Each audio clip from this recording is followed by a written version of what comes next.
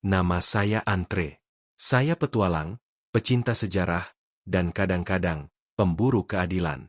Tubuh saya ramping tapi kuat, berat 60 kilogram, dengan potongan rambut buscut yang selalu siap menghadapi panas, dingin, atau apapun yang dilemparkan dunia.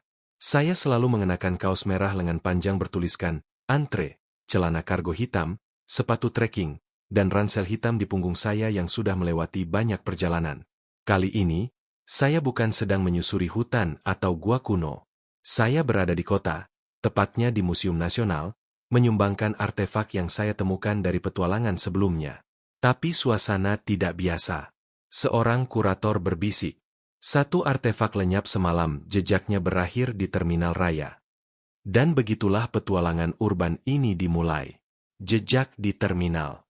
Saya tiba di terminal dengan suasana pagi yang sibuk. Orang berlalu lalang, suara knalpot, dan pengamen yang berteriak dari kejauhan. Tapi saya tidak sedang mencari bus. Saya mencari jejak digital, dari CCTV museum yang menunjukkan sosok berpakaian hitam, masuk ke bus rute 59B. Saya berjalan perlahan di antara kendaraan, lalu melihat sesuatu, bekas cetakan peti tua di bagasi bus. Di dekatnya, seorang petugas tampak gugup saat saya tanya. Dia hanya berkata, coba cek ke arah depo logistik tua, tempat itu nggak dipakai lagi. Ada sesuatu yang disembunyikan. Serangan di depo. Depo logistik itu kosong, tapi tidak benar-benar sunyi. Ada langkah kaki.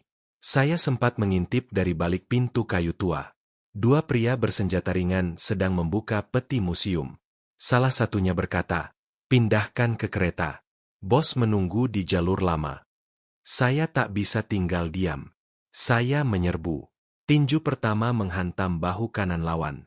Yang kedua mencoba kabur tapi saya jatuhkan dengan gerakan tangkap dorong ke dinding. Tapi sebelum sempat interogasi, bom asap dilemparkan dari luar. Mereka kabur lewat gerbong kargo, dan saya mengejar mereka ke stasiun pusat.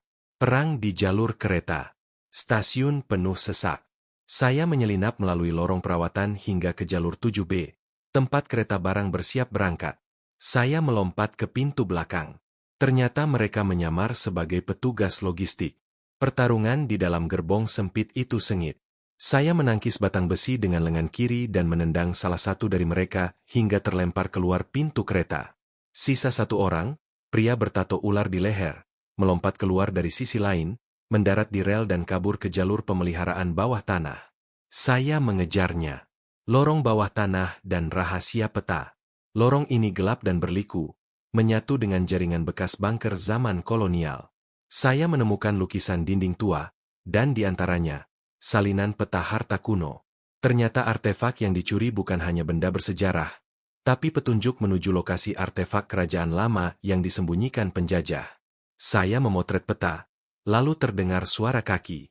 Pencuri bertato tadi muncul, kali ini membawa belati dan dua anak buah. Tapi saya sudah siap. Saya gunakan lantai licin lorong itu sebagai senjata. Dalam 3 gerakan cepat, mereka tumbang. Markas sindikat. Saya berhasil menyalin jejak digital dari tablet milik mereka. Koordinat menuju sebuah rumah tua di pinggiran kota. Di sana, artefak disimpan sebelum dijual ke kolektor gelap internasional. Saya menyusup lewat atap, dan masuk ke gudang belakang. Di dalam, terlihat artefak-artefak lain yang telah dicuri dari berbagai museum dan situs budaya. Ada guci Majapahit, keris, naskah kuno. Saya menghubungi pihak museum dan kepolisian secara anonim lewat satelit mini. Namun saya tidak pergi sebelum menghadapi pemimpin mereka. Pria bertubuh besar dengan topeng hitam dan tongkat kayu. Pertarungan tak terelakkan. Kali ini, saya gunakan bukan hanya kekuatan, tapi juga strategi. Membuatnya terpleset ke dalam etalase kaca sendiri. Pemulihan warisan. Dalam waktu 20 menit, tim museum dan kepolisian datang, menyegel rumah tua itu. Saya tetap di balik bayangan. Yang penting, artefak berhasil diselamatkan. Salah satu kurator yang mengenali saya memberi isyarat. Terima kasih, Andre.